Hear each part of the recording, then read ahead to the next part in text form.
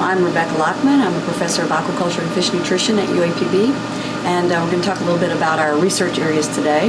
Our research is designed to make diets for fish that are commercially important in Arkansas, such as catfish and cultured bait fish and hybrid striped bass and largemouth bass. And some of our main areas of interest are the lipids that go in the diet, the fats. Those are important both for the health of the fish and the growth of the fish, and also for the nutrient composition of the fish. So if you want a fish that's higher in omega-3 fatty acids, you can feed them certain lipids to make them healthier for people. Another main area of research is prebiotics, and those are indigestible carbohydrates that stimulate the good kind of bacteria in the gut. And by that I mean that they can help digest food better, and they also can stimulate the immune system of the fish. And it turns out that the lipids and the prebiotics also can interact.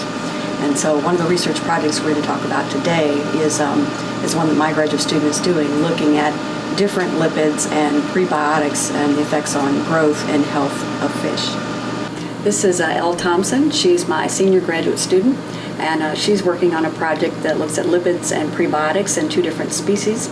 The project is funded by USDA, Agriculture Research Service, and also by state funds. Part of the project with the prebiotic and lipids is to see their thermal tolerance. So I have some catfish here.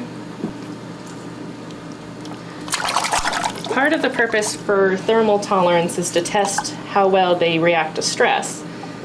The fish sit in the ponds for several months growing, but once they get to 5 or 7 inches, they're moved to another farm to grow out for food fish size.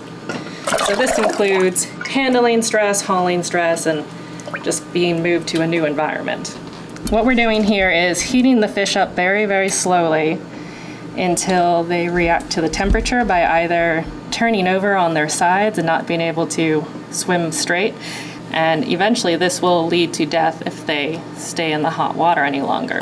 So with the different lipid sources and the use of the prebiotic, we're trying to see which diet helps them cope with the stress longer.